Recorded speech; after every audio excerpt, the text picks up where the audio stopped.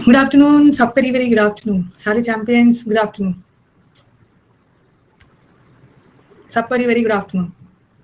प्रेरणा, पृथ्वीराज, सारे चैंपियंस को very very good afternoon. Kanhaiya, Purnima, Mahesh, good afternoon. Vishu, Abhishek, चलो स्टार्ट किया जाए। स्टार्ट किया क्या जाए, प्रोनाउंस को कंटिन्यू किया जाए, प्रोनाउंस कंटिन्यू किया जाए। Rupesh, good afternoon, good afternoon. कल मैंने पर्सनल प्रोनाउंस खत्म करवाया था, ओके कल हमने पर्सनल प्रोनाउंस खत्म किया था, ये वाला सब कर लिया था। आज हम लोग स्टार्ट करेंगे रेसिप्रोकल प्रोनाउंस। और रेसिप्रोकल प्रोनाउंस में बस दो ही आता है, एक होता है ईच अदर और एक होता है one another. Okay, each other और वन अनदर होता है रेसिप्रोकल प्रोनाउंस में। ईच अदर दो के लिए, वन अनदर दो से ज्यादा के लिए, ठीक है। तो ईच अदर देखो यहाँ पे लिखा हुआ मिल रहा है ना, देख लो। रेसिप्रोकल प्रोनाउंस में दो ही तरह का आता है, ईच अदर दो चीज के लिए और वन अनदर दो से ज्यादा के लिए। Each other for two, the two cats, दो कैट की बात हो रही है ना, तो the two cats were fighting with one another नहीं होगा, each other. All the students of the class, class में दो ही स्टूडेंट थोड़ी है, सारे बच्चे एक दूसरे की हेल्प करते हैं, one another. He was so afraid, उसके वो इतना डरा हुआ था ना कि उसके दोनों घुटने आपस में टकरा रहे, सबके पास दो घुटने हैं, ईच अदर। मैम आपने मुझे ब्लॉक कर दिया था, कब ब्लॉक किया था आपको? मैंने नहीं किया था। आपने कुछ क्या किया है कि मैंने आपको ब्लॉक किया है? क्या किया था मैंने, क्या आपने क्या किया था कि मैंने आपको ब्लॉक किया? मेरे को तो याद नहीं है, कुछ नहीं किया था, कैसे ब्लॉक कर दिया है? इतना पीटूंगी ना, कुछ नहीं किया था ब्लॉक कर दिया। दैट इज नीज नॉट, इतना डरा हुआ था, दोनों पैर आपस में टकरा रहे थे, दोनों घुटने, सबके पास दो घुटने हैं। अच्छा, बस बोला था कि नींद आ रही है, हाँ मुझे याद आ गया, मुझे याद आ गया, हाँ मैंने आपको किया था। मुझे बहुत बुरा लग रहा था ना, बच्चे को नींद आ रही है और उसको जबरदस्ती पढ़ा रही हूँ। जो चीज मन करता है ना उसको कर लेना चाहिए। हाँ तो सो मैंने किया था कि जाके थोड़ी देर सो लो। हाँ समझ गई, समझ, याद आ गया मुझे, याद आ गया। अब आ जाओ, रिफ्लेक्सिव रेसिप्रोकल प्रोनाउन में ज्यादा कुछ नहीं करना है, दो ही रेसिप्रोकल प्रोनाउन ही है, each other, one another. One other की जगह ईच अदर लगा देंगे, ईच अदर की जगह वन अनदर लगा लेंगे, देख लेंगे, ठीक है। उसको मैंने ना ब्लॉक किया था, उसको रिपोर्ट नहीं किया था, नहीं तो 4 दिन तक, 6 महीने तक सोता रहता। उसको मैं रिपोर्ट करती ना कुंभकर्ण की तरह, 6 मंथ्स तक सोते रहता, मेंस के समय जाग के आता, मेंस के समय जाग के आता। चलो आ जाओ, रिफ्लेक्सिव प्रोनाउन। रिसीवर का स्पेलिंग रॉन्ग है, RECEI। आपको मैंने उस दिन बताया था रिफ्लेक्सिव प्रोनाउन। रिफ्लेक्सिव प्रोनाउन जितने भी सेल्फ वाले प्रोनाउंस होते हैं ना, जैसे आई का माई सेल्फ बनता है, वी का आवर सेल्फ बनता है, वी प्लूरल है ना, तो प्लूरल में FVES में बदल जाता है। और यू तो सिंगुलर प्लूरल दोनों बनता है। यू अगर सिंगुलर की तरह काम कर रहा है तो योर सेल्फ, अगर यू प्लूरल की तरह काम कर रहा है तो योर सेल्फ। उसी तरह ही का हिम सेल्फ, ही का हिम सेल्फ, शी का हर सेल्फ, हर सेल्फ नहीं होगा, हर सेल्फ। दे तो प्लूरल है, दे का देम सेल्फ्स, इट का इट सेल्फ, वन का वन सेल्फ, मतलब सेल्फ सेल्फ लगता है। सिंगुलर में F लगाना, प्लूरल में भी ES लगाना।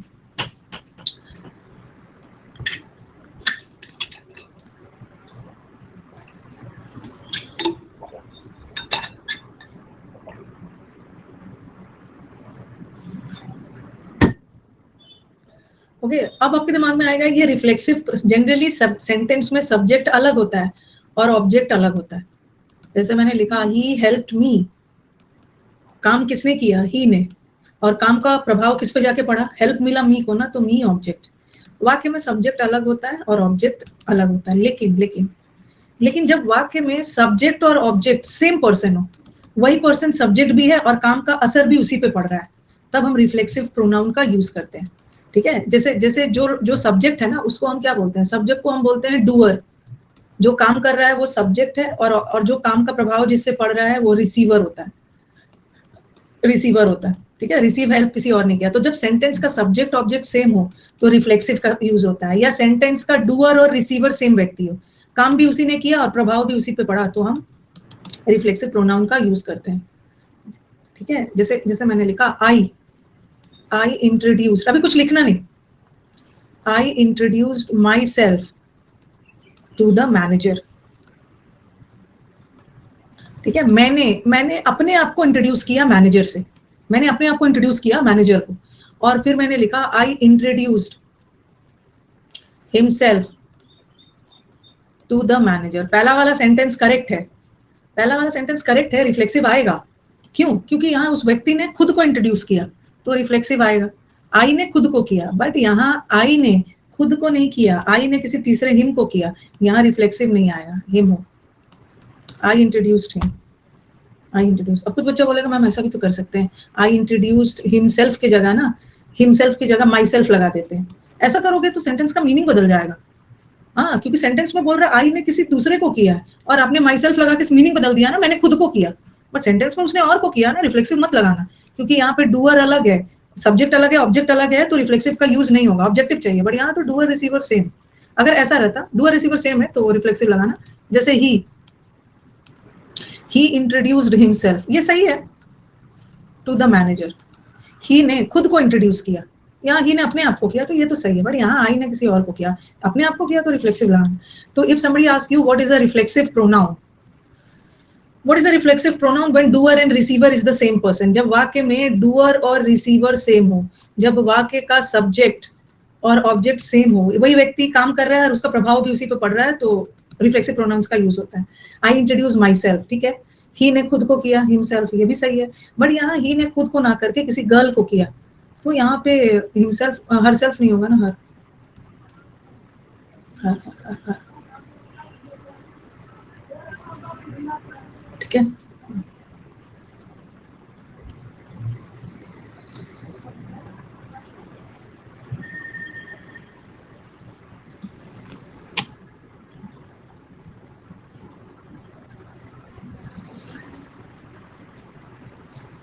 न्यूज़पेपर में आया था CGL 22 का रिजल्ट इसी मंथ में आएगा। CGL 22 का मेंस का रिजल्ट। हाँ तो अच्छी बात है ना, मैं तो खुश हूँ मेरे को मीटअप करने के लिए मिलेगा, एक और पार्टी मिलेगा मेरे, मैं तो पूरी तरह से तैयार हूँ। इस मंथ में आएगा ना तो हम लोग पार्टी करेंगे। मेरे इवेंट प्लानर ने बोला है कि मैम शादी ब्याह के सीजन में ना अपनी मीटिंग मत रखिएगा, बहुत मुश्किल हो जाता है हॉल वगैरह मिलना दिल्ली में, शादी ब्याह के सीजन में मत रखिएगा, नॉर्मल सीजन में। पिछले बार दिक्कत हो रही थी हाँ शॉर्ट नोटिस पे। तो चलो, the man poisoned himself, man ने अपने आप को जहर दे दिया, अपने बच्चों को और अपने आप को। सही है, सही। महंगा क्या है, इवेंट प्लानर से जब काम करवाओगे ना तो वो तो जितना पैसा लेना होता है ले ही लेते हैं।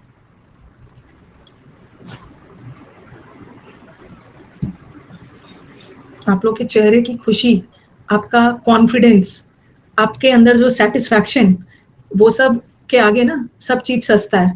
आपका बॉडी लैंग्वेज, आपका कॉन्फिडेंस, आपकी खुशी, आपका सक्सेस, आपके टीचर का मोरल हाई, ये सब के आगे ना सब चीज सस्ता है, सब चीज सस्ता है। वो एक अलग ही फीलिंग होती है। बच्चा, मैं तो बस उन लोगों को, आप लोगों को ध्यान से देखते रहती हूँ, ध्यान से ना देखते रहती हूँ, और मैं इसी चीज से खुश होती हूँ ना, अरे इसको मिल गया छुटकारा क्लोज टेस्ट से। यही मेरे अंदर सबसे पहले यही फीलिंग आती है। वो इतने दिन बाद एक ही टाइम पे ये आता था, बच्चा बेचारा रूटीन से 9:30 बजे का बैच करना है, मैम का 3:30 करना है, ये करना है, वो करना है, इसको अब ये सब की दुनिया से ये बाहर है, तो अच्छा लगता है। तो रिफ्लेक्सिव प्रोनाउन का यूज हम तब करते हैं जब डूअर और रिसीवर सेम है। आप खुद को इंट्रोड्यूस कर रहे हो तो लगाना, किसी दूसरे को इंट्रोड्यूस कर रहे हो मत लगाना, ठीक है। अब क्या क्या इससे एरर्स आएंगे, क्या क्या इससे एरर्स आने वाले हैं।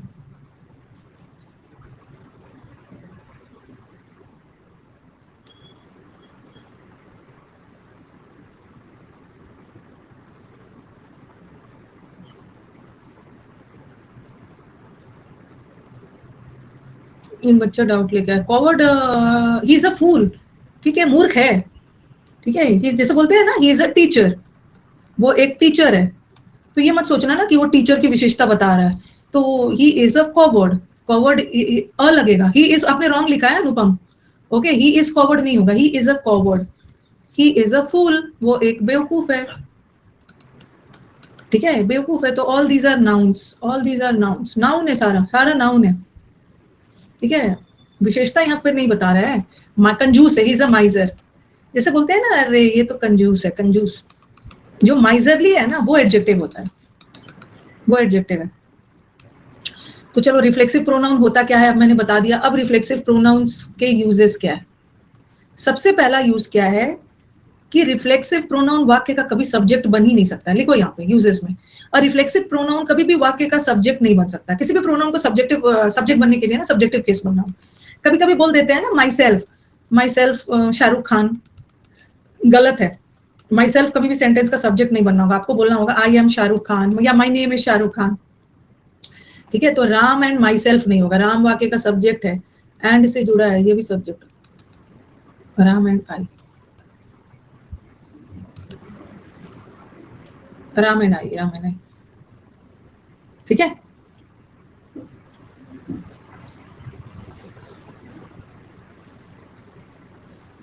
कर देते हैं, उन्होंने एसएससी का एग्जाम नहीं दिया है ना, रिनाउंड पर्सन भी कर देते हैं, एसएससी का एग्जाम नहीं दिया, उनका भी नंबर हो जाएगा -0.25 हो जाएगा प्री में, नहीं दिया उसने। आप उस रिनाउंड पर्सन से भी आपकी इंग्लिश जबरदस्त है। रिनाउंड पर्सन, इंग्लिश जज करने के लिए रिनाउंड थोड़ी है। द बॉयज प्लेड वेल, इंशाल्लाह द बॉयज प्लेड वेल। वो एसएससी को खरीद लेंगे, जरा खरीद के दिखाए ना एसएससी को, रिनाउंड पर्सन जो खरीद लेंगे।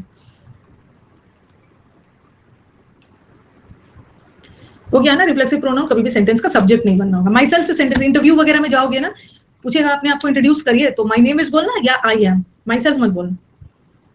सबको ये खरीद ही लेंगे हम।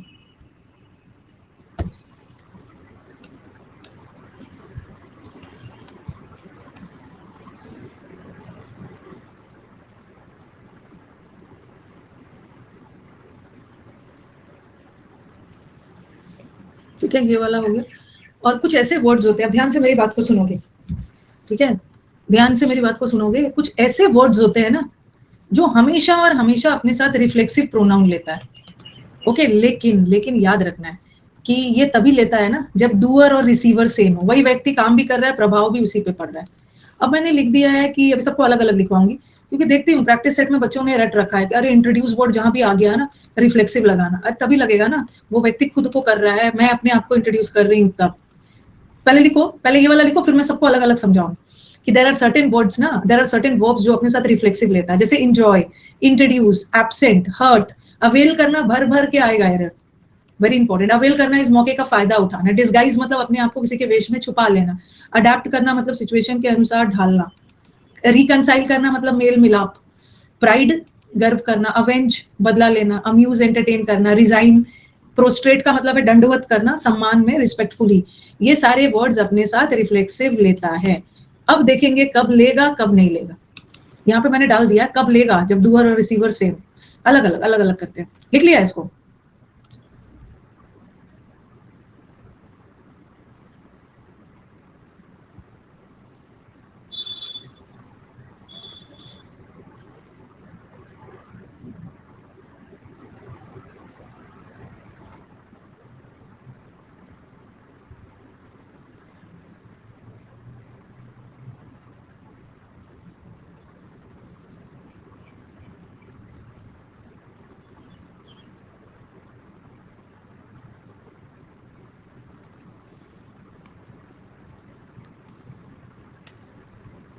लिख लिया है? हाँ, रिकॉर्डेड क्लास देखिए, जिसका भी इसमें रिकनसाइल का मतलब है मेल मिलाप कर लेना, पैचअप कर लेना। ठीक है, पैचअप, लड़ाई झगड़ा बंद करके मेल मिलाप कर लेना। लिख लिया है, लेकिन इसमें भी कंडीशन है। चलो अब लिखना शुरू करते हैं हम।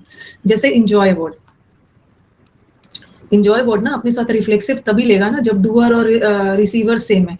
कभी कभी रिफ्लेक्सिव लेता भी, अब रट मत लेना, ओके, रट मत लेना कि रिफ्लेक्सिव लेता ही है, रिफ्लेक्सिव लेता है और कभी कभी नहीं भी लेता है। रिफ्लेक्सिव कब लेगा? जब डूअर और रिसीवर सेम है। सेम एग्जाम्पल दे रही हूँ, मैंने लिखा I enjoyed my self at the party, और दूसरा मैंने लिखा आई एंजॉयड द पार्टी। देखो ऊपर वाला सेंटेंस करेक्ट है और नीचे वाला भी करेक्ट है। आप मुझे बोलोगे कि मैम आपने तो बोला है, यहाँ पे आपने डाला है कि इंजॉय वर्ड हमेशा रिफ्लेक्सिव लेता है, लेकिन सेंटेंस देखो, आई इंजॉयड माई सेल्फ। इंजॉय किसने किया? आई ने खुद को इंजॉय किया पार्टी में, तो आई ही सब्जेक्ट है और आई ही ऑब्जेक्ट है, खुद को इंजॉय किया, तब तो सब्जेक्ट ऑब्जेक्ट सेम है तो रिफ्लेक्सिव होगा। बट यहाँ मैंने अपने आप को इंजॉय नहीं किया, मैंने पार्टी को इंजॉय किया।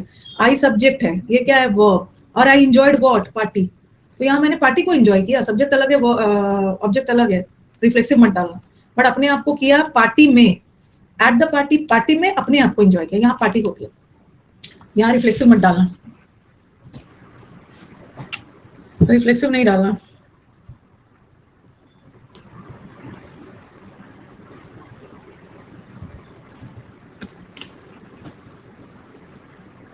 If this is your first live class ना, तो just go for the recorded sessions. इस बैच में जो रिकॉर्डेड, जो मैंने, अब तो ये बैच खत्म होने को आया है, इस मंथ के एंड में खत्म हो जाएगा, तो जो पुराने वाले हैं शुरू से स्टार्ट करिए और वहां से देखना शुरू करिए।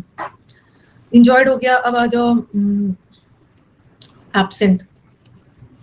ये एब्सेंट वर्ड जब वाक्य में एडजेक्टिव का काम कर रहा है तो वहां रिफ्लेक्सिव मत लगाना, थोड़ा ये सब पे ध्यान देना है, कब लगेगा कब नहीं लगेगा। वो तो बता दिया, पार्टी को एंजॉय किया तो रिफ्लेक्सिव मत लगाना, अपने आप को किया तो लगा देना। और कभी कभी ना एब्सेंट सेंटेंस में वर्ब का काम कर रहा है, लिखा है ना, ये वाला लिखा, देयर आर सर्टेन वर्ब्स, जब वर्ब का काम कर रहा है तो लगा लेना रिफ्लेक्सिव। आई एब्सेंटेड फ्रॉम ऑफिस, और आई वॉज एब्सेंट, मैं अनुपस्थित था, फ्रॉम ऑफिस, या ही वॉज एब्सेंट। मैंने अपने आप को ऑफिस से एब्सेंट रखा, दूर रखा, तो यहाँ तो ईडी लगा, ईडी वाले वर्ब होते हैं, वर्ब होते हैं, और यहाँ पे एब्सेंटेड वर्ब का काम कर रहा है, वर्ब का काम कर रहा है तो रिफ्लेक्सिव लगा देना। आई का reflexive is my self, my self. But I was absent, यहाँ वर्ब नहीं, एब्सेंट एडजेक्टिव है, मैं अनुपस्थित था, ठीक है, यहाँ पे कोई क्रिया वगैरह नहीं हो रही है, एब्सेंट वर्ड से एडजेक्टिव है, और जब एडजेक्टिव का काम कर रहा है ना तो रिफ्लेक्सिव नहीं लगाना, नो रिफ्लेक्सिव। वर्ब का काम कर रहा है लगा देना।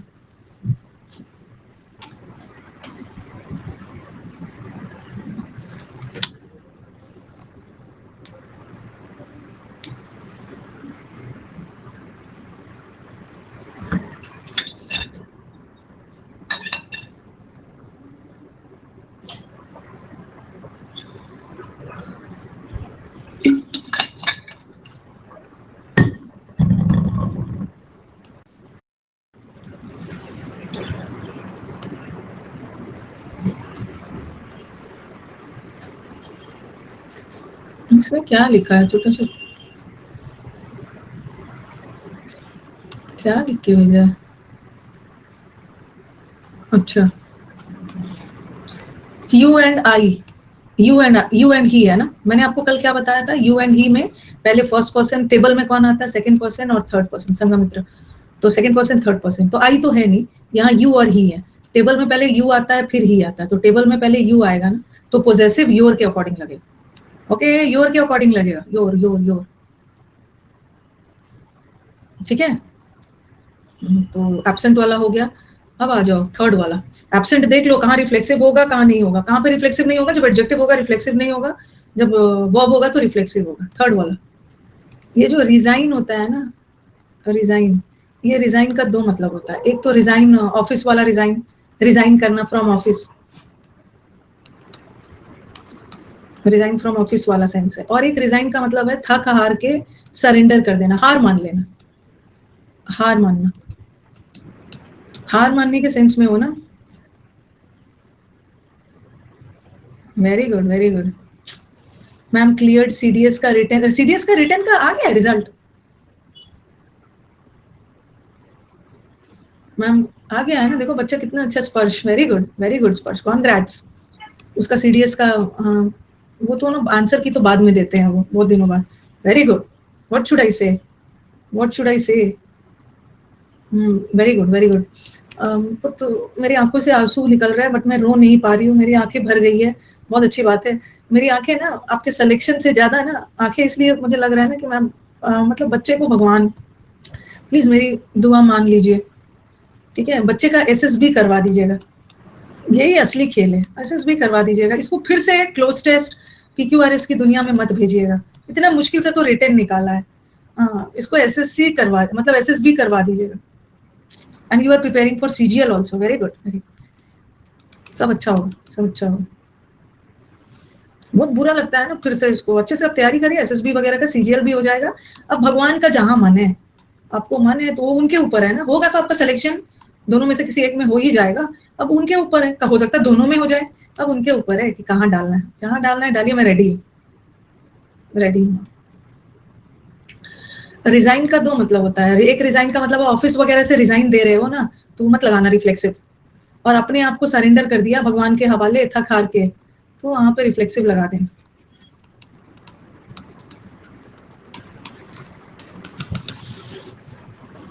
एक चीज मेरी टीम ने बोला कि मैम बच्चा ना, बस एक चीज मैं शेयर करूंगी, बच्चा बड़ा शान से, मैं तो ज्यादा नहीं कनेक्ट रहती हूँ ना, टीम हमारा पूरा आप लोगों से कनेक्टेड है, बोला मैम बच्चे इतना शान से बोलते हैं ना कि मेरा एग्जाम निकल गया है और मैम के यूट्यूब का स्टूडेंट हूँ।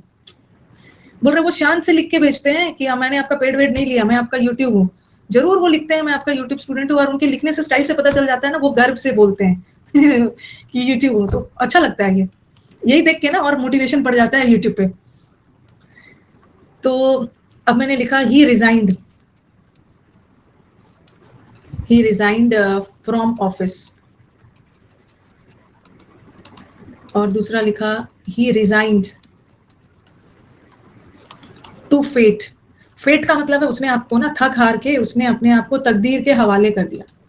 तो यहाँ पे रिजाइन तो ऑफिस वाला है ना, तो नो रिफ्लेक्सिव, नो रिफ्लेक्सिव, ठीक है। लेकिन यहाँ यहाँ रिजाइन का ऑफिस वाला नहीं है, उसने हार मान लिया तकदीर के सामने, अपने आप को सरेंडर कर दिया, लगेगा ही रिजाइन, और ही का रिफ्लेक्सिव हिमसेल्फ,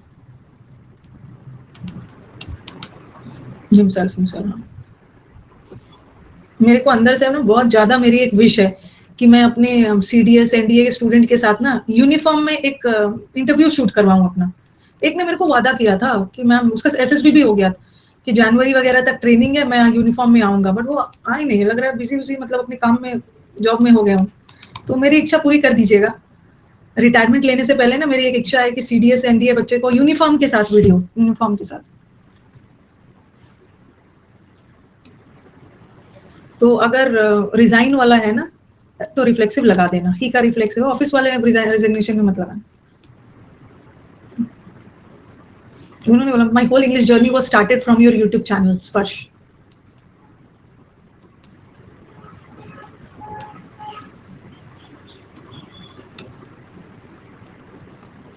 तो एक हो गया ये, एब्सेंट वाला हो गया, एब्सेंट वाला। चलो फोर्थ वाला चलते हैं, हर्ट। हर्ट तो पता ही है, ही हर्ट हिमसेल्फ वाइल प्लेइंग। खेलने के दौरान उसको चोट लग गई, मतलब उसने अपने आप को चोट पहुंचा लिया, और ही hurt themselves while playing।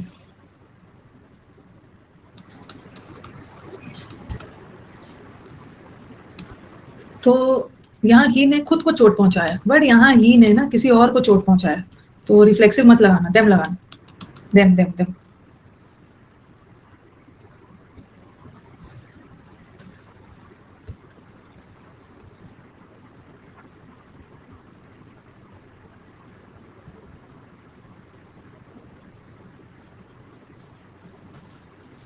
Hurt हो गया। अब आपका सबसे इंपॉर्टेंट, ये तो आ गया है आपके पेपर में, छाप चुका है। एक लुकिंग फॉरवर्ड टू को भी बोला था ना, पेपर में प्रिंट हो चुका, आ गया, आज वो सुबह वाले बैच में रॉन्ग कर दिया, 5 स्टार लगा दिया। अवेल करना मतलब मौके का फायदा उठाना, ओके। अपॉर्चुनिटी डिस्काउंट वगैरह अनअकैडमी पे आता है, अवेल करते हो ना। अवेल वर्ड के साथ 2 चीजें याद करनी, एक तो अवेल वर्ड जहां भी रहेगा रिफ्लेक्सिव लेगा, और दूसरा एक नेक्स्ट इंपॉर्टेंट चीज कि ये हमेशा रिफ्लेक्सिव भी लेगा और अपने साथ ऑफ भी लेता है, ऑफ प्रीपोजिशन में।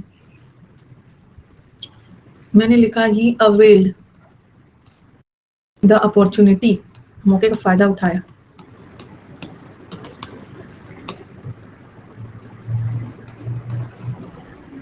इसको पूरी तरह से अवेल करना, या अवेल द अपॉर्चुनिटी, सारे वर्ब तो इंट्रांजिटिव नहीं है, कुछ वर्ब को हम ट्रांजिटिव और इनट्रांजिटिव, हर्ट वर्ड अपने आप को हर्ट कर लिया, इंट्रांजिटिव हो गया, दूसरे को हर्ट किया, ट्रांजिटिव हो गया, दोनों तरीके से कुछ वर्ब्स को हम यूज कर लेते। और ही अवेल्ड ऑफ द अपॉर्चुनिटी, दोनों गलत है, दोनों मौके का फायदा, दोनों गलत। ठीक है, मैंने ऑफ तो लगा दिया, बट मैंने रिफ्लेक्सिव तो छोड़ दिया ना, तो ही का रिफ्लेक्सिव क्या होगा, ही अवेल्ड, ही का रिफ्लेक्सिव हिमसेल्फ लगेगा, ही अवेल्ड हिमसेल्फ, और फिर preposition of the opportunity, reflexive भी लगेगा और प्रीपोजिशन भी लगेगा. दे होता तो they availed themselves of, I availed myself of.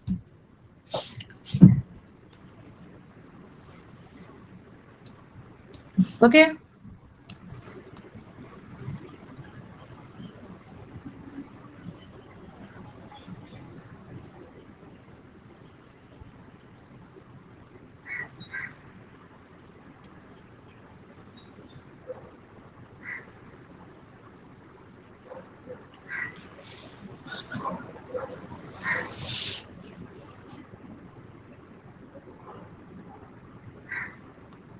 लिख लिया है ना सबने.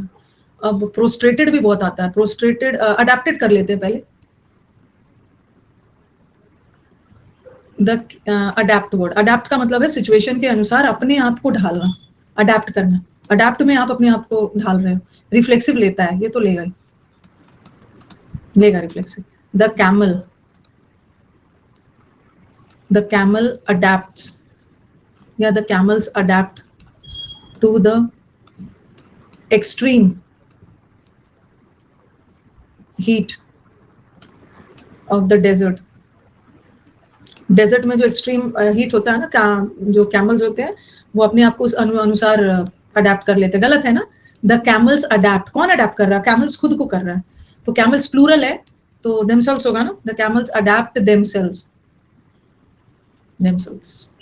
देमसेल्फ कोई वर्ड नहीं होता, themselves.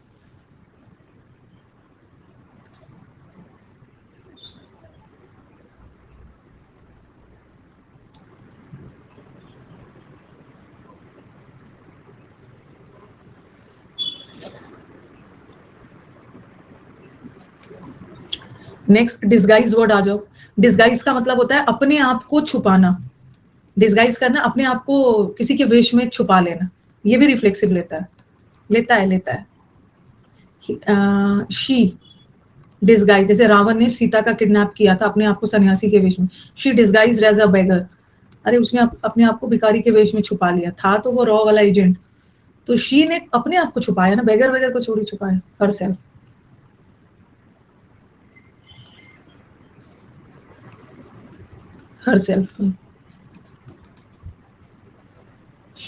She disguised herself as a beggar. ये सारे. तो प्रोस्ट्रेट करना मतलब दंडवत करना, रिस्पेक्ट में सिर झुकाना. तो द सर्वेंट प्रोस्ट्रेटेड, याद रखना ये वर्ड भी आया है. बिफोर द मास्टर के सामने अपने आप सिर झुकाना. तो प्रोस्ट्रेट वर्ड भी अपने साथ रिफ्लेक्सिव लेता है. सर्वेंट है, हिमसेल्फ लगा लें. ये सारे वर्ड्स रिफ्लेक्सिव लेते हैं. कब लेता कब वो सब बता ही दी.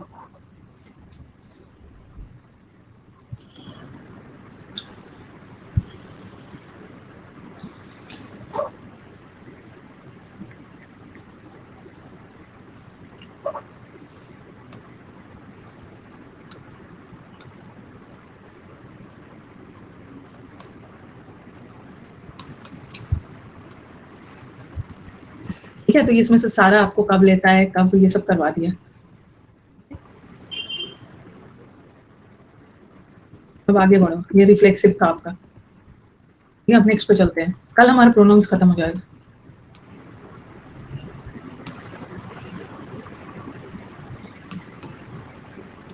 क्या बात है, आज स्टक हो रहा है क्या, मतलब कमेंट वगैरह रुक जा रहा है. रुको एक मिनट. सही है ना, डन है. कोई प्रॉब्लम नहीं है, सही है.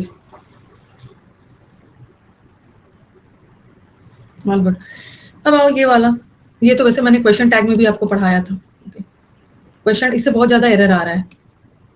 ओके, इससे ना बहुत ज्यादा एरर आ रहा है. जो ये वाला एक वन और वंस, इट और इट्स वाला, ये जो वन है, वन का प्लूरल होता है वंस, ऐसा वाला वंस. और एक ऐसा वाला भी वंस होता है, अपोस्ट्रोफी लगा वाला भी. ये वन का पोजेसिव केस है. जैसे ही का पोजेसिव हिज होता है, शी का हर होता है, दे का देयर होता है, वैसे ही पोजेसिव केस. इसे मैंने लिखा one should do one's work. हर, यहाँ वन का मतलब एक नहीं है, यहाँ वन का मतलब होता है ना हर एक, हर एक को अपना काम करना चाहिए। जैसे जैसे ही रहता ना, he should do, he should do का तो ही का पोजेसिव हिज लगता है, उसको अपना काम करना चाहिए। अगर दे रहता तो मैं लगाती दे का possessive, they should do their work, they should do their work, he should do his work, she should do her work, I should do my work. तो ये पोजेसिव केस है। उसी तरह वन का पोजेसिव वंस होता है। यहाँ one का मतलब एक नहीं, हर एक को अपना खुद का काम करना चाहिए। और ये वाला जो वंस होता है ना, ये प्लूरल है, वन का प्लूरल है, बता रही हूँ, लिखा मैंने। ये अपोस्ट्रोफी वाला पोजेसिव केस है और बगैर अपोस्ट्रोफी वाला प्लूरल है। जैसे मैंने लिखा I don't want the blue pen, I want the red one. मेरे को ब्लू वाला पेन नहीं चाहिए, मेरे को रेड वाला चाहिए। तो ये जो वाला है ना, ये वन किसके लिए यूज हुआ है? पेन के लिए। मेरे को ब्लू वाला पेन नहीं चाहिए, मेरे को रेड वाला चाहिए। तो ये जो वन है ना, ये पेन के लिए यूज होगा, और पेन नाउन है, और नाउन के बदले यूज होने वाले वर्ड प्रोनाउन। तो ये सिंगुलर है, सिंगुलर है तो मैंने सिंगुलर लगाया। लेकिन अगर यहाँ पे पेन्स रहता, I don't want the blue pens, pens होता, तो पेन्स भी नाउन है, तो ये प्लूरल है। तो मुझे पेन था तो मैंने वन लगाया, बट बहुत सारा है तो मुझे वंस करना। I want the red ones, red ones. तो वन का प्लूरल ही वंस होता है। एक पेन होता तो वन लगाती, और बहुत सारा पेन्स होता तो वंस लगाती। वन का plural is ones without apostrophe वाला, और अपोस्ट्रोफी वाला तो पोजेसिव केस।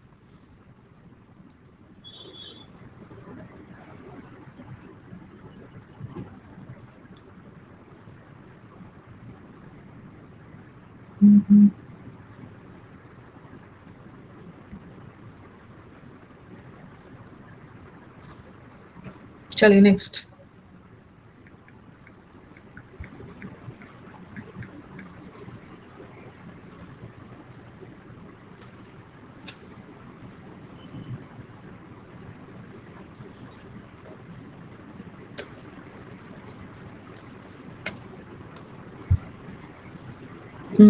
वही वाला है, ठीक है। और ये जो वन है ना, सबसे पहले ये जो वन है, ये प्रोनाउन भी होता है और ये एडजेक्टिव भी होता है। ये याद रखना, एडजेक्टिव भी होता है, प्रोनाउन भी होता है। जब प्रोनाउन होगा ना तो उसी का पोजेसिव वंस, जब एज अ प्रोनाउन उसी का पोजेसिव वंस होता है, और जब प्रोनाउन होगा तो उसी का प्लूरल वंस होगा, नॉट एज एन एडजेक्टिव। जैसे मैंने लिखा वन बॉय, ये चीज ध्यान रखना, जब वन प्रोनाउन का काम करेगा तो उसका पोजेसिव वंस बनेगा।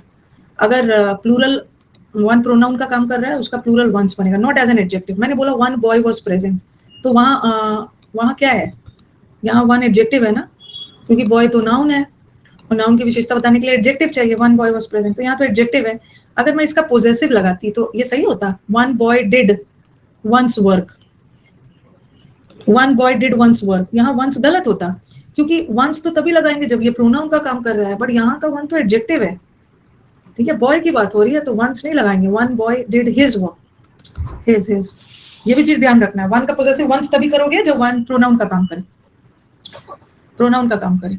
अब मैंने लिखा one should do one's work.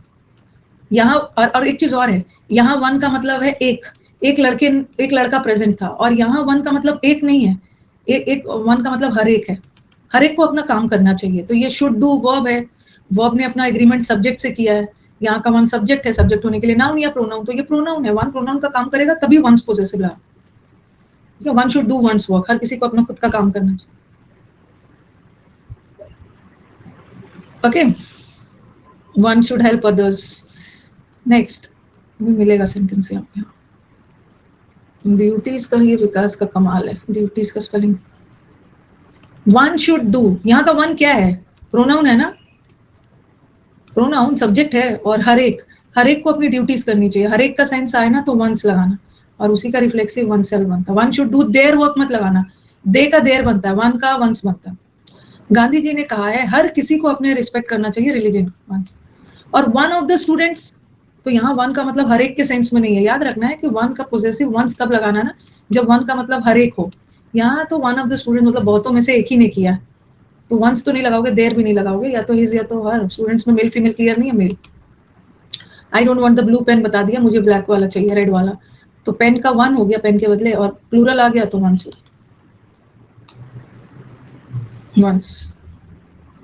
One का ऊपर ये लिखा, वन का दो मतलब होता है। एक वन का मतलब है संख्या में एक, और एक वन का मतलब हर एक भी होता है, हर एक के सेंस में भी जाता है।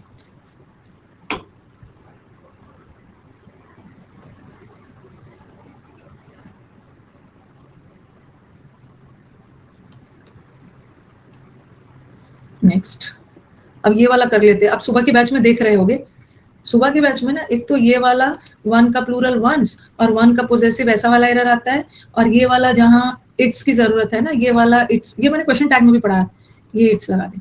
और एक तो ऐसा वाला भी आ रहा है, ये देर, और ये देर मतलब वहां, और ये देर पोजेसिव एडजेक्टिव है। ये सबसे आ रहा है, बहुत सारा, बहुत सारे एरर्स।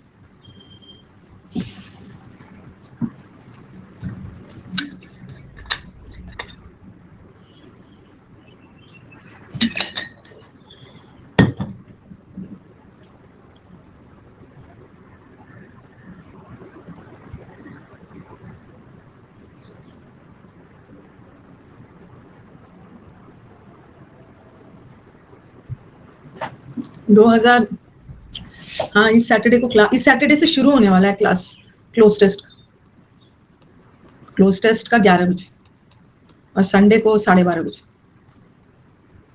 यही बैठ के मैं काउंट करूँ लास्ट लास्ट में हिंदी मीडियम से कितने लोग थे? सब हिंदी मीडियम के ही थे सुरेश। लास्ट मीटअप में कितने बच्चे हिंदी मीडियम से? सब हिंदी मीडियम के ही थे, सब हिंदी मीडियम ही थे।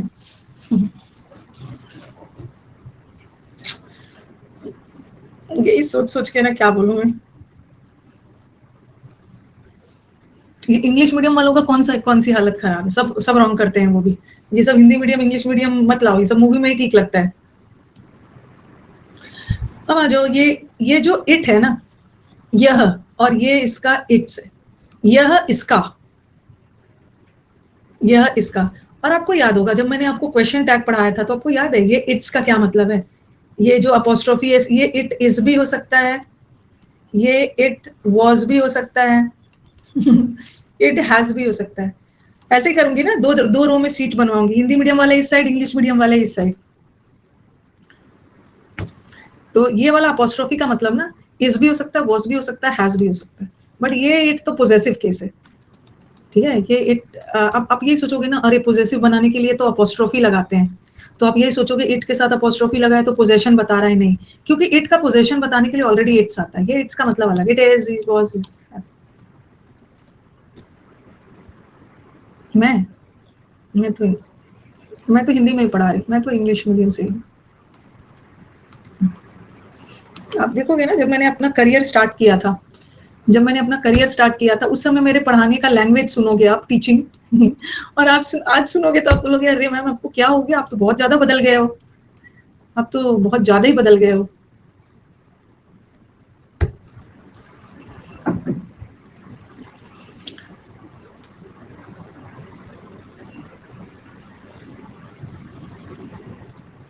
ये हो गया इसका मतलब। तो चलो देखो, इट्स रेन, यहाँ पे इट्स का मतलब क्या है? ये इट्स के बाद ना, ये वाला इट्स के बाद हमेशा एक नाउन आएगा, क्योंकि ये क्या है, पोजेसिव एडजेक्टिव है ना, ये इट्स, इसके बाद एक नाउन जरूरत है। तो इट्स रेन, यहाँ तो इट्स का मतलब इट वॉज हो गया, इट्स गोइंग टू बी, ये हो गया, इट हैज बीन लगाया थर्ड फॉर्म, तो यहाँ तो मतलब ही अलग हो। The plant is in its pot, plant अपने पॉट पे है, प्लांट के लिए लगाया है इट्स पॉट। कैट ने अपना टेल खो दिया, इट्स टेल। देखो इट्स के बाद एक नाउन आ रहा है, नाउन आ रहा है ना, नाउन आ रहा है। और द गंगा, ये आपके सीडीएस में आया हुआ है, सीडीएस के प्रीवियस पेपर में मिला, गंगा और उसकी सहायक नदियां, गंगा और उसकी नदियां, तो ये वाला इट्स नहीं होगा, ये वाला नाउन आएगा उसके, ट्रिब्यूटरीज।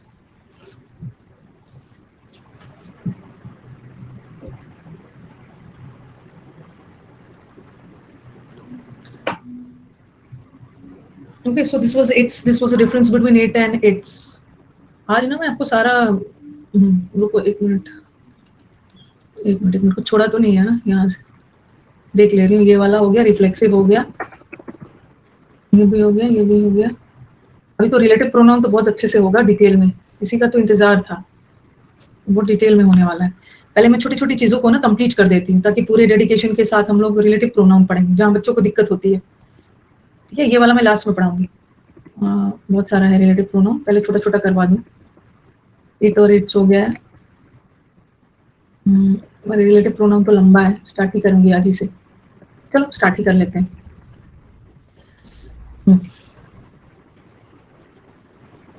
इट्स वाला तो समझ में आ गया ना, रिलेटिव प्रोनाउन आज ही से पढ़ाऊंगी। ये तो बड़ा इंपॉर्टेंट है। स्टार वार लगा लीजिएगा, 20-40 स्टार लगा लीजिए। रिलेटिव प्रोनाउन, आपने रेसिप्रोकल प्रोनाउन पढ़ा, फिर आपने रिफ्लेक्सिव प्रोनाउन पढ़ा, ठीक है। अब हम चलते हैं रिलेटिव प्रोनाउन। आपको थोड़ा बहुत जब मैंने सब्जेक्ट वर्ब एग्रीमेंट पढ़ाया था ना, सब्जेक्ट वर्ब एग्रीमेंट पढ़ाया था, उसमें रिलेटिव प्रोनाउन बताया भी था, और उस समय बोला था अभी बस याद रखो रिलेटिव प्रोनाउंस में हु आता है, हुम आता है, हुज आता है, हुम आता है, विच आता है। हम लोग इसको डिटेल में पढ़ेंगे। और क्या आता है, दैट आता है, सब रिलेटिव प्रोनाउंस में आता है। ओके, हु, हुम, विच, दैट, ये सारे रिलेटिव प्रोनाउन है, सबको डिटेल में करेंगे रिलेटिव प्रोनाउंस। और रिलेटिव प्रोनाउंस किस लिए यूज होता है? रिलेटिव प्रोनाउंस यूज होता है अपने एंटीसीडेंट के लिए। एंटीसीडेंट मतलब अपने जस्ट पहले वाले नाउन या प्रोनाउन के लिए, जिसको हम प्रीसीडेंट भी बोलते हैं। प्री मतलब पहले। अब देखो मैंने लिखा it is I who helped हर। बहुत सारे व्हाट भी आ जाएगा, व्हाट वर भी मैं सबको लिख लिख के बताऊंगी। It is I who helped her. फिर लिखा मैंने it is Ram who help me.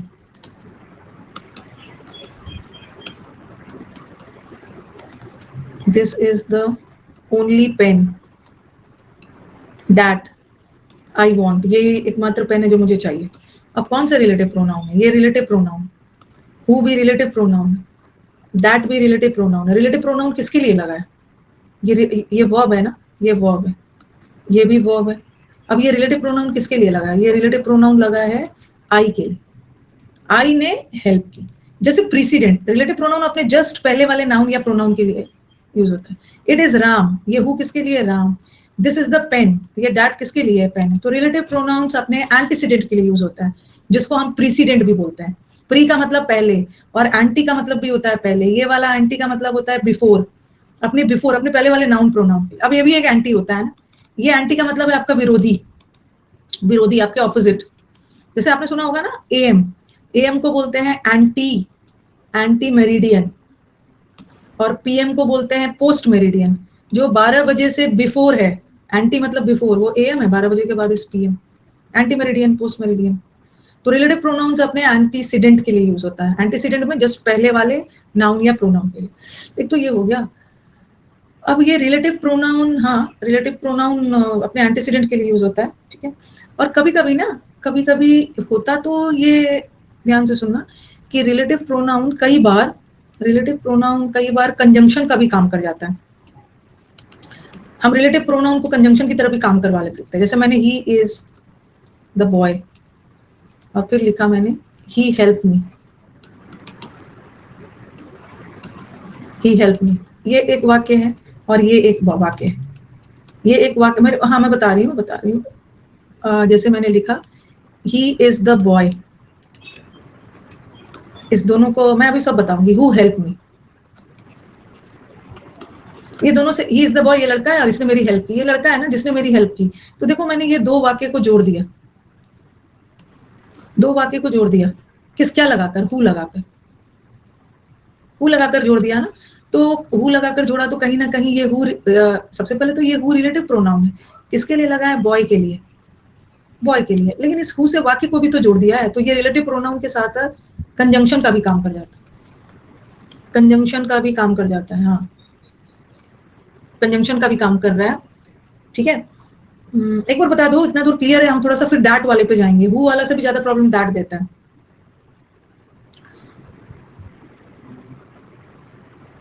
Okay, ठीक है, दोनों का काम कर जा रहा है। जोड़ने का काम कर रहा है तो कंजंक्शन है, और बॉय के लिए यूज है तो रिलेटिव प्रोनाउन। अब ये जो दैट है ना, इसके बारे में थोड़ा सा ध्यान रखना। दैट, ये दैट वाक्य में कभी कभी एडजेक्टिव भी होता है, जिसको हम डेमोन्स्ट्रेटिव एडजेक्टिव बोलते हैं। और कभी कभी ना ये दैट में, दैट कंजंक्शन का भी काम करता है। और कभी कभी ये रिलेटिव प्रोनाउन का भी काम करता है।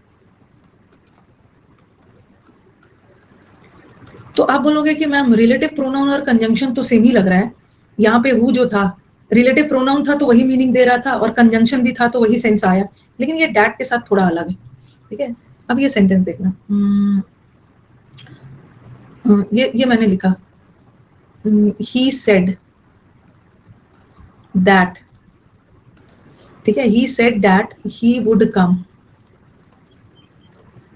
उसने कहा था कि वो आएगा।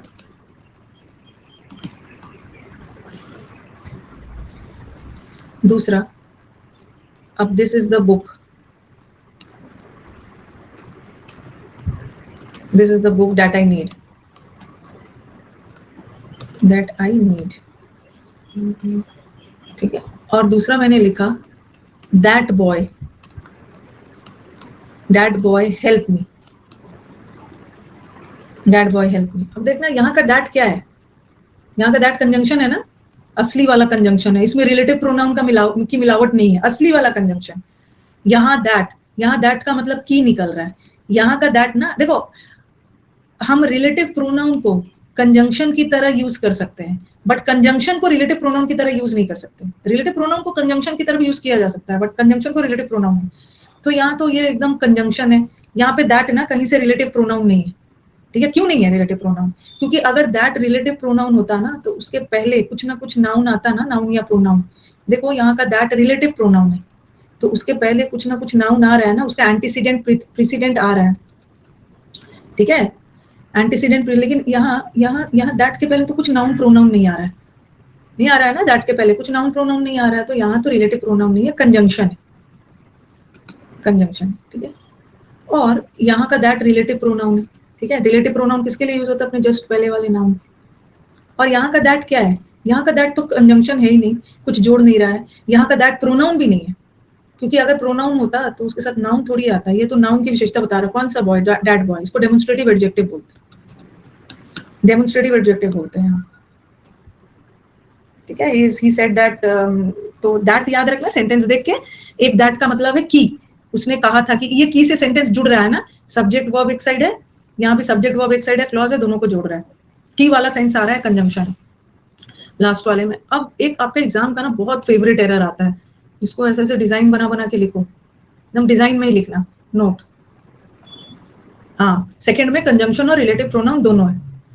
ठीक है शुभम, वहां पे तो दोनों है, लेकिन यहाँ पे दैट रिलेटिव प्रोनाउन नहीं है। ठीक है, सिर्फ कंजंक्शन है, क्योंकि रिलेटिव प्रोनाउन होता तो उसके पहले कुछ नाउन वगैरह आता। यहाँ पे रिलेटिव प्रोनाउन और कंजंक्शन दोनों। हाँ, नोट, ऐसे ही सब लोग डिजाइन बना के लिखेंगे कि मैम ने डिजाइन बना के लिखवाया है, मतलब बहुत इंपॉर्टेंट। ये आपका एग्जाम में एरर आता है ना, व्हाट और दैट का यूज के लिए, बहुत बार आपको प्रीवियस पेपर में मिलेगा, जहां व्हाट की जरूरत है वहां दैट लगा देंगे, और जहां दैट की जरूरत है वहां पे व्हाट लगा देंगे। याद रखना ना कि दैट वर्ड का यूज एज अ कंजंक्शन नहीं, दैट वर्ड का यूज, व्हाट भी रिलेटिव प्रोनाउन का काम करता है, मैं बता रही हूँ। दैट को एज अ रिलेटिव प्रोनाउन हम तभी यूज करेंगे ना जब उसके पहले कोई नाउन लगा या प्रोनाउन लगा। ठीक है, उसके पहले, बिफोर नाउन प्रोनाउन लगा, मतलब दैट के पहले नाउन प्रोनाउन आता है, और व्हाट के पहले नाउन या प्रोनाउन नहीं आता है, नहीं आता। एग्जाम्पल से बता रही हूँ, examples. This is the book that या व्हाट आई वांटेड, और दूसरा लिखा मैंने, दिस इज दैट या व्हाट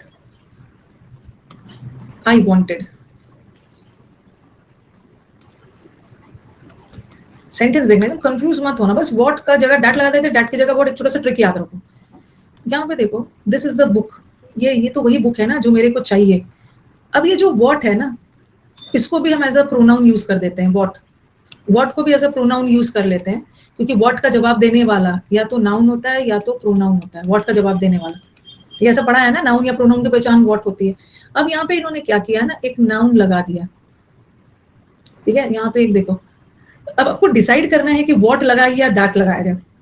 देखो क्या लगेगा, एक नाउन लगा हुआ है, तो व्हाट के पहले कोई नाउन नहीं आता है, ठीक है, क्योंकि ये वाई व्हाट ना खुद ही सब्जेक्ट का काम कर रहा है, ये आई वांटेड यहाँ पे खुद ही वो ऑब्जेक्ट का काम कर दे रहा है, आई वांटेड व्हाट इसका जवाब दे, तो यहाँ पे एक ऑलरेडी नाउन है, और किसके साथ नाउन आता है, यहाँ पे दैट रिलेटिव प्रोनाउन है, किसके साथ नाउन आता है, तो दैट लगाने, पर यहाँ पे देख रहे हो कुछ नाउन वगैरह नहीं है, दिस इज ये वही है जो मुझे चाहिए, आई वांटेड व्हाट, तो यहाँ पे कोई नाउन प्रोनाउन नहीं है, व्हाट लगा देना, this is what I wanted. तो याद रखना है कि दैट के पहले जब नाउन और प्रोनाउन लगा हो ना तो वहां पे दैट लगाना, और जब नाउन प्रोनाउन नहीं लगा हो तो व्हाट लगाना, व्हाट।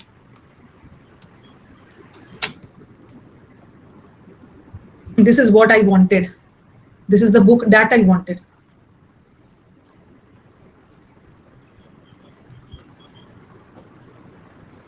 एक मैंने ऐसा लिखा, do you understand, do you understand what I mean, या दैट आई मीन, जो मैं बोल रही हूँ आपको समझ में आ रहा है, क्या होगा, चलो दिमाग लगाओ। दैट यूज करने के लिए तो नाउन वगैरह चाहिए था ना, कुछ नाउन वगैरह नहीं, this is do you understand what I mean, what. तो बहुत सारे क्वेश्चंस मिलने वाले हैं। नेक्स्ट इज नॉट, अब मैं टॉपिक वाइज करवाऊंगी ही नहीं, अब सारे मिक्स्ड एरर्स होंगे, टॉपिक वाइज के लिए आपके पास बैच है, टॉपिक वाइज के लिए आपके पास बैच है।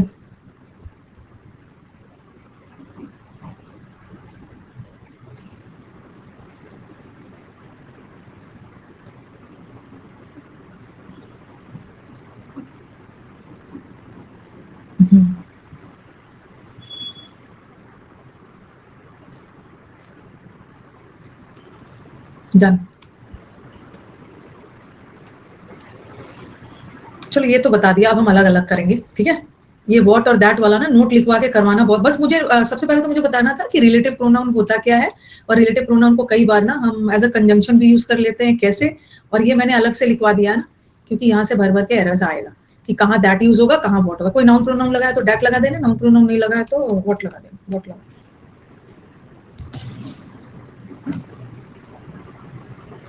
एक मिनट, तो बीच बीच में मैसेज करते रहते हैं, मेरे को डिस्टर्ब करते हैं।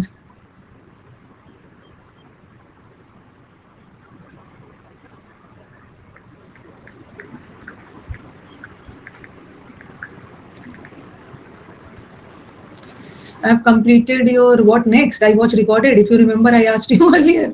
Acha, you have completed your syllabus. Okay. Then what about the practice? Have you completed the topic-wise errors? Let me know. Have you completed topic-wise errors? Accordingly, I'll guide you.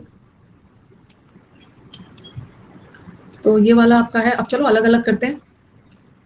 ये जो who है ना, और whose है, और ये जो whom है, ये लोगों के लिए यूज होता है, लोगों के लिए, और हाँ, और विच और दैट है,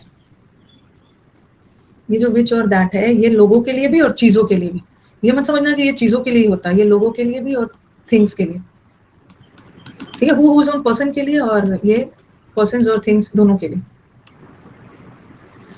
विच को हम पर्सन्स के लिए तब यूज करते हैं ना जब सिलेक्शन वगैरह चूज करना हो, बहुतों में से चूज करना।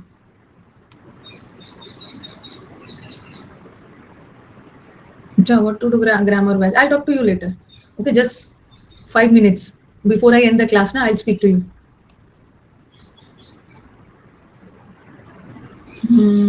ये हो गया। जैसे जैसे ये देखो,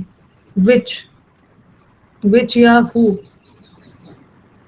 of which या who of the students scored full marks। चलो बताओ कौन से स्टूडेंट ने फुल मार्क्स स्कोर किया है, तो आपको लगेगा स्टूडेंट के लिए तो लिविंग थिंग है, स्टूडेंट के लिए तो हु लगा देते, नहीं, हम विच भी लगा सकते हैं। बहुत सारे बच्चों में से चूज कर रहे हैं ना, कौन सा किया है, 2 लोगों में से चूज करो या बहुतों में से, तो पर्सन के साथ भी हम विच लगा देते हैं। और दैट भी लगता है, वो भी मैं बताऊंगी, दैट भी पर्सन के साथ लगाया जा सकता है। थिंग के साथ तो सबको पता है कि लगता है, ठीक है, थिंग के साथ तो विच और दैट लगता है, बट कई बार पर्सन के साथ भी लगता है, और विच खास करके पर्सन के साथ तब भी लगाते हैं ना जब चूज करते हैं, which of the 2 servants, which of the 2 teachers, which of the 2 students. और दैट भी पर्सन के साथ कब लगता है ना, डिटेल में पढ़ेंगे।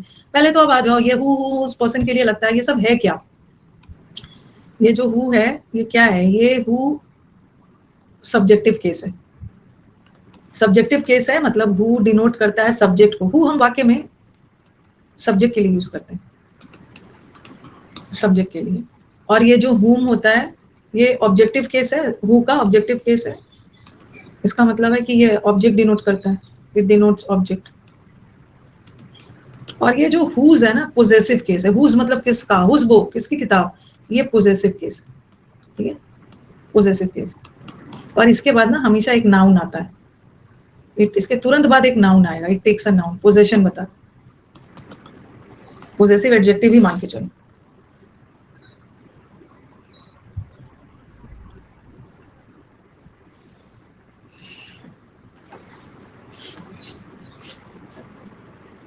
पहले हम हु, और ये वाला तो बहुत बार बार का एरर्स आएगा।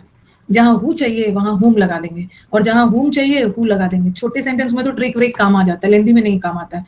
छोटे सेंटेंस में मतलब बुक्स वगैरह में आपने देखा है कि हु के तुरंत बाद एक वर्ब चाहिए, क्योंकि हु सब्जेक्ट है और सब्जेक्ट के तुरंत बाद एक वर्ब चाहिए, और हुम के बाद एक क्लॉज चाहिए। क्लॉज, क्लॉज का मतलब क्या है, अकेला वर्ब नहीं होता, सब्जेक्ट और वर्ब का कॉम्बिनेशन होता है। हु और हुम में कंफ्यूजन आज हम लोग खत्म करेंगे।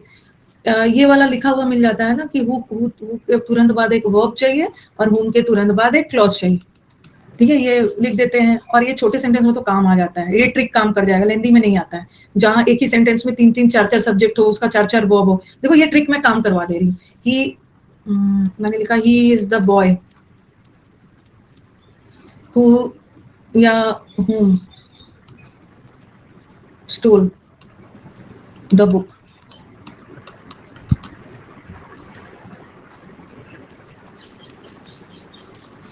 He is the person who या whom I met yesterday।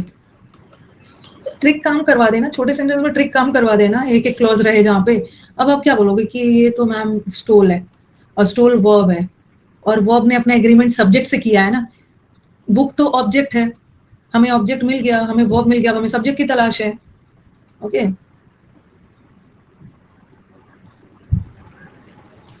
तो ही इज द बॉय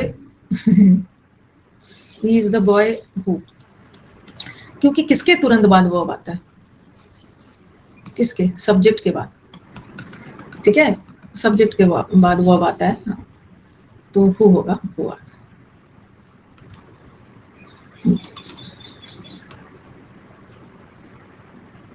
ठीक है। ही इज द बॉय, तो काम आ गया यहाँ पे। अब आई क्या है, आई सब्जेक्ट है, सब्जेक्ट के बाद वर्ब आता है, और सब्जेक्ट और वर्ब मिलके क्लॉज बनाता है। क्लॉज, क्लॉज बोलते हैं ना वाक्यांश, तो उसके साथ हूं मैं, तो यहाँ तो ट्रिक काम आ गया ना। अगर वर्ब आ रहा है, वर्ब आ रहा है तो हु लगा दो, अगर क्लॉज आ रहा है तो हुम लगा दो, हुम लगा दो, हुम लगा दो, हुम लगा दो, ठीक है। ऐसा आपका ट्रिक जा रहा है। और ये सब ट्रिक ना आपको लग रहा है इतना इजी है, लेकिन ये सेंटेंस छोटा है ना, छोटे में आपको ये ट्रिक काम कर जाता है। लेंथी सेंटेंसेस दूंगी, और एक आप दूसरी तरीके से भी समझ सकते हो ना। देखो पहला वाला सेंटेंस में ना बुक ऑब्जेक्ट है, बुक ऑब्जेक्ट है, और स्टोल वर्ब है। हमें ऑब्जेक्ट मिल गया बुक, और हमें वर्ब मिल गया, अब हमें सब्जेक्ट की तलाश है ना, तो सब्जेक्ट की तलाश है तो हम हु लगाएंगे, हु लगाएंगे। और दूसरा ये पूछ कर देखो, ये पूछ कर देखो, हिम, या एक क्वेश्चन पूछो, ही स्टोल द बुक, क्या सूट कर रहा है, हिम स्टोल द बुक या ही। हिम ऑब्जेक्टिव केस है, हिम ऑब्जेक्टिव केस है, और ही सब्जेक्टिव केस है, ही सब्जेक्टिव केस है। तो अब हिम स्टोल द बुक नहीं लग रहा है ना, क्योंकि काम इस व्यक्ति ने किया ना, ये करता है सब्जेक्ट, ही आ रहा है, और ही क्या है, ही सब्जेक्ट है। तो उसी तरह हु भी तो सब्जेक्ट होता है, तो यहाँ पे आपने हु लगाया। अब देखो, अब मैंने लिखा this is the person who या हुम आई मेट येस्टरडे। अब उल्टा करके एक बार पूछ के देखो, आई मेट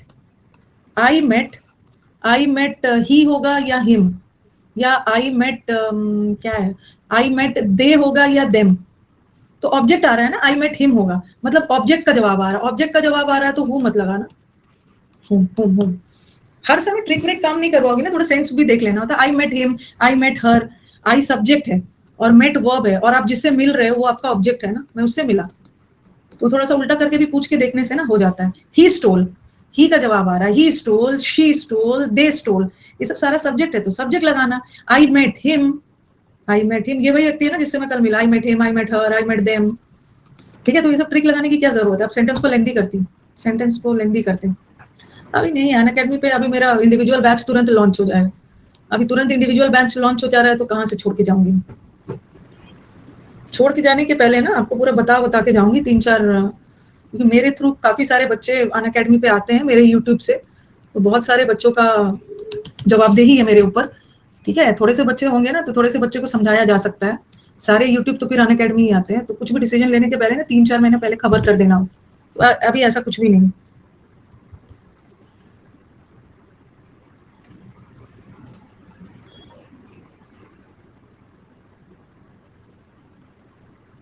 कुछ भी करने के पहले मैं आपको खबर कर दूंगी। और जब भी मैं छोड़ूंगी तो मैं इधर उधर थोड़ी ज्वाइन करूंगी, मेरा अपना सेटअप है।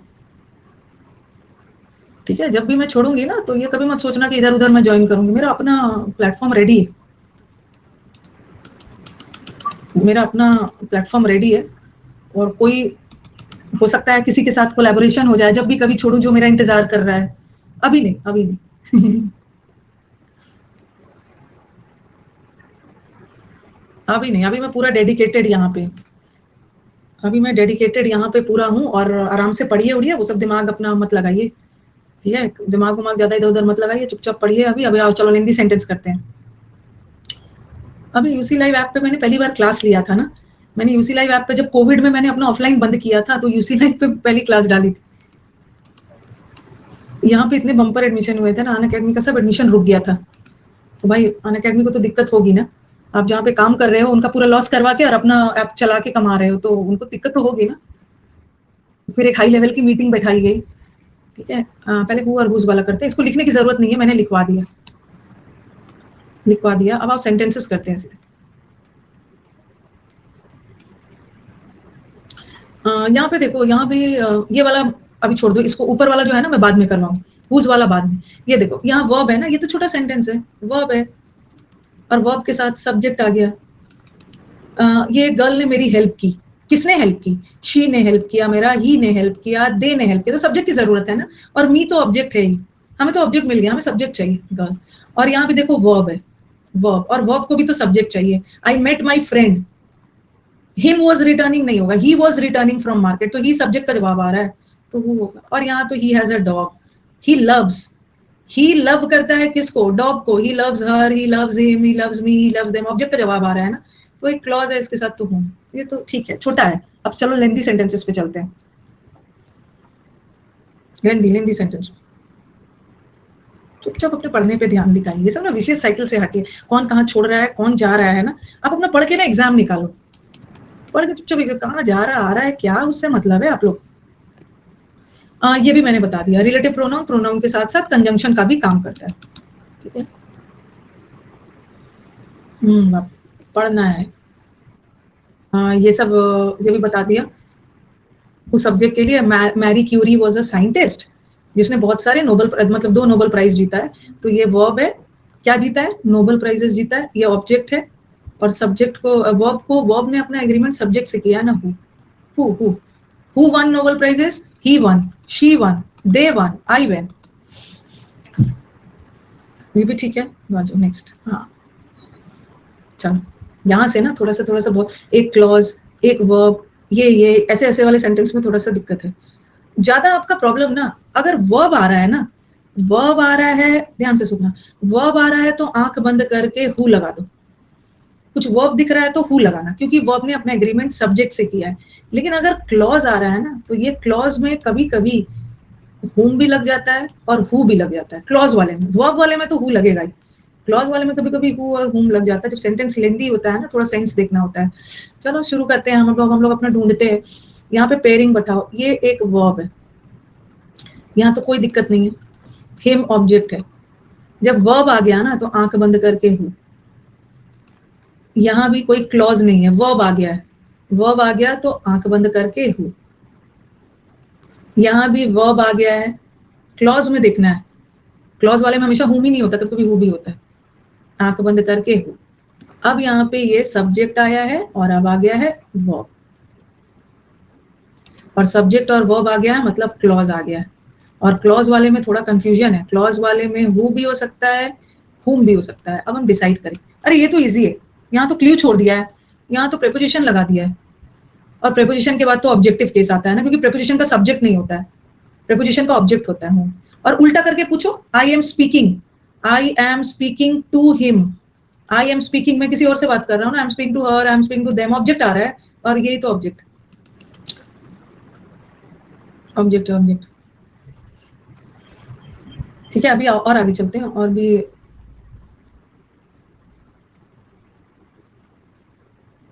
आगे। हाँ, स्लाइड बढ़ाऊं मैं, और यहाँ भी इजी है, बाय हु, बाय प्रेपोजिशन है और प्रेपोजिशन के बाद ऑब्जेक्टिव, विथ प्रेपोजिशन है, प्रेपोजिशन के बाद ऑब्जेक्टिव, ये भी ठीक है। प्रेपोजिशन आ गया तो आपका काम और भी आसान है, और भी होगा, अभी और सेंटेंसेस होंगे।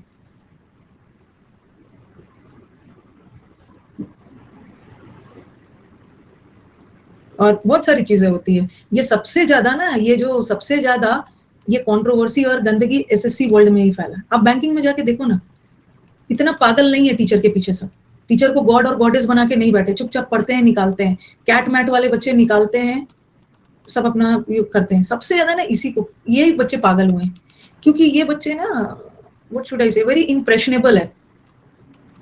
इम्प्रेशनेबल है ना, इनको एसएससी वाले बच्चों को मैं देखती हूँ, इम्प्रेशनेबल का मतलब है ना, जिन पे आराम, ये मिट्टी वाले हैं, गीली मिट्टी की तरह, इसको, इन लोगों को ना इम्प्रेशनेबल वर्ड एग्जाम में आता है, ठीक है, इनको आसानी से प्रभावित किया जाता है, इनको आसानी से प्रभावित किया जा सकता है, इम्प्रेशनेबल है। पता नहीं ये सब, मतलब टीचर के सिर्फ फेस और वैल्यू और वो सब पे जाते हैं, टीचर कितना ज्यादा मतलब हीरो बन के आ रहा है एग्जाम निकालने के लिए। पता नहीं टीचर के, कई टीचर इतना अच्छा पढ़ाते हैं, बट ये उनको समझ ही नहीं पाते हैं। कई टीचर इतना अच्छा पढ़ाते हैं, ये कुछ और ही वे में, क्राइटेरिया में टीचर को जज कर लेते हैं, इनको आसानी से बनाए, और भगवान बना के बैठे हैं, गॉड और गॉडेस बना के बैठे हैं, गॉड और गॉडेस बना के बैठे हुए हैं, भगवान बना के, कोई नहीं होता है गॉड गॉडेस, ठीक है, गॉड गॉडेस कुछ भी नहीं होता है।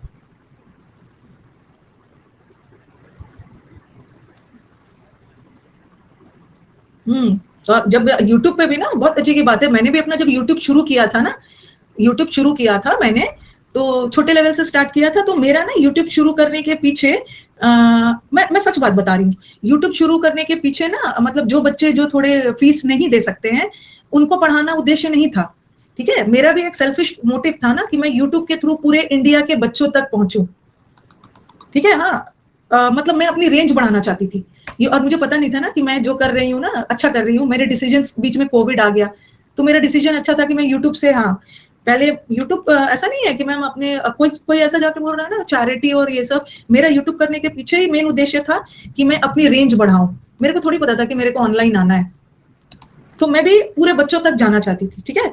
लेकिन ये यूट्यूब से धीरे धीरे मुझे बच्चों का इतना प्यार मिला ना, ठीक है, इतना ज्यादा, मैं चाहती तो यूट्यूब पे आधा अधूरा भी पढ़ा सकती थी, लेकिन डेडिकेशन से जब बच्चों का इतना ज्यादा प्यार मिलना शुरू हो गया, जब बच्चों के कमेंट्स आने शुरू हो गए, मतलब इतने इमोशनल टीम मुझे कमेंट दिखाते थे ना, कि मैम आपको पता नहीं है ना कि आप किस वे में किसकी कैसी मदद कर रहे हो। तो धीरे धीरे ना हम लोग बच्चों से यूट्यूब से, मतलब, और बच्चों का कमेंट की वजह से और एनकरेज होके अच्छे से पढ़ाने लगे, अच्छे से पढ़ाने लगे हम लोग, ओके। और दूसरा यूट्यूब पे अच्छे से पढ़ाने लगे डेडिकेशन के साथ। अगर यूट्यूब पे आधा अधूरा पढ़ाती ना बेमन का, तब मेरी नाइंसाफी होती, नाइंसाफी। अभी यूट्यूब पे तो बार बार के सिलेक्शन आ रहा है, बिना अनअकैडमी पे एडमिशन लिए भी बच्चों का यूट्यूब पे सिलेक्शन आ जा रहा है, इसका मतलब है कि पढ़ाया होगा ना अच्छे से। अब आ जाओ, the person whom I met yesterday is my friend। अब देखो, ये एक मिनट, हाँ, ये सब्जेक्ट है और ये वर्ब है। मैं किससे मिला? आई मेट किसी पर्सन से ना, आई मेट हिम। उल्टा कर इसमें तो कुछ करना ही नहीं है, वर्ब है तो सब्जेक्ट लगाओ, सब्जेक्ट लगाओ। अब यहाँ पे देखो प्रॉब्लम कब है ना, जब क्लॉज आ रहा है। वर्ब में तो ज्यादा कुछ सोचने नहीं है, हु लगा देना। अब ये देखो यहाँ पे क्या करो, पेयरिंग करना शुरू करो। ये क्या है? सब्जेक्ट। ज्यादा दिक्कत हो रही है ना, पेयर बनाओ। ये ही सब्जेक्ट है, इसको अपना वर्ब मिल गया, इसको अपना वर्ब मिल गया, इस सब्जेक्ट को अपना वर्ब मिल गया। एवरीवन सब्जेक्ट है, इसको भी अपना वर्ब मिल गया, इसका काम खत्म। ही को अपना वर्ब मिल गया और एवरीवन को भी अपना वर्ब मिल गया। अब एक वर्ब बचा है, एक वर्ब यहाँ बचा है, और वर्ब को ऑब्जेक्ट नहीं चाहिए ना, वर्ब को तो सब्जेक्ट चाहिए। अगर कोई वर्ब पेयरिंग में कोई वर्ब अकेला बच जा रहा है तो वो पेयर ऑब्जेक्ट से नहीं करेगा, whom से नहीं करेगा, वो अपना पेयर who से बनाएगा। who, he is the person who has stolen the purse। Purse तो वैसे भी ऑब्जेक्ट है, ऑब्जेक्ट तो मिल ही गया, हमें सब्जेक्ट चाहिए, सब्जेक्ट चाहिए। ठीक है, पेयरिंग बनाओगे तो इजी हो जाएगा। नेक्स्ट, ही सेंटेंस का सब्जेक्ट है। जब बहुत ज्यादा सब्जेक्ट वर्ब आने लगे ना, पेयरिंग करते रहो। ये इसको वर्ब मिल गया, इस सब्जेक्ट का काम खत्म, इसको अपना वर्ब मिल गया। वी भी सब्जेक्ट है, सब्जेक्टिव केस है, इसको अपना वर्ब मिल गया। अब वर्ब मिला, क्या कोई वर्ब बच रहा है? कोई वर्ब वगैरह बच रहा है? नहीं बच रहा है ना। अब आप बोलोगे मैम टू बी तो बच रहा है। अरे टू बी वर्ब नहीं है, टू बी इन्फिनिटिव है, कोई वर्ब नहीं बचा है। इसका मतलब है कि कोई सब्जेक्ट भी नहीं चाहिए, हमें ऑब्जेक्ट चाहिए। सॉरी, ऑब्जेक्ट चाहिए। अप्रिशिएट होगा यहाँ।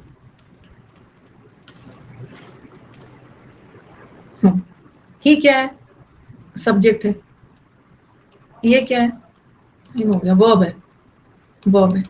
अगेन ये क्या है?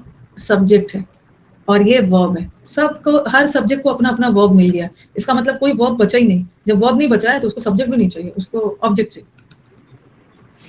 Object, object. और I know the boy who they say has stolen the purse.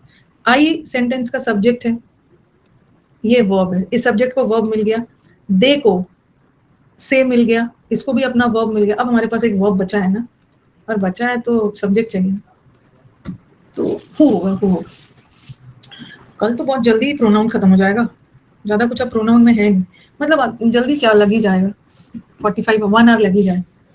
तो थोड़ा हु और हुम में पेयर बना बना के देख लीजिएगा। ठीक है, हु और हुम में पेयर बना बना के देख लेना है।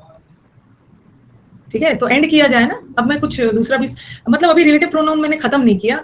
हाँ, रिलेटिव प्रोनाउन में ना अभी मतलब लगेगा कल अच्छा से टाइम लगी जाए। अभी मैंने हुज नहीं पढ़ाया आपको, अभी एक डैट और विच नहीं पढ़ाया, मतलब लगेगा, टाइम लगेगा। कल ही खत्म, अभी स्टार्ट करूंगी तो टाइम भी खत्म हो गया।